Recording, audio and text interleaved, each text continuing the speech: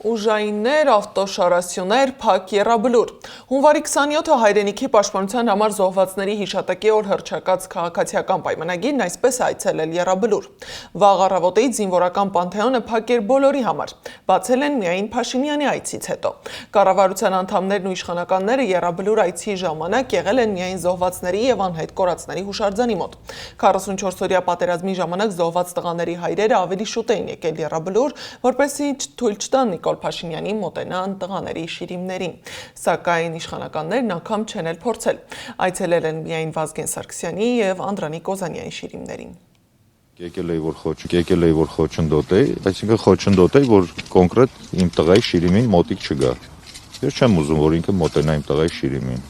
որտեղ ասենք մեր տղերքը ուրիշ գաղափարի տեր են եղել, բոլորս էլ նորություն չգիտենք ինչի համար են գնացել, կյանքները ինչի համար են տվել մեր տղաները, պարզապես որ ինքը մոտիկ չգա իմ տղայի շիրիմին։ Ես չեմ ուզում, որ ինքը հարամի իմ տղայի շիրիմը։ Սեպտեմբերի 27 գոհություն մեր համար։ Ինչ սեպտեմբերի 27-ը ոչ մի բան չի ընդունվում պետական մակարդակով։ Ինչի թողում ադրբեջանցին։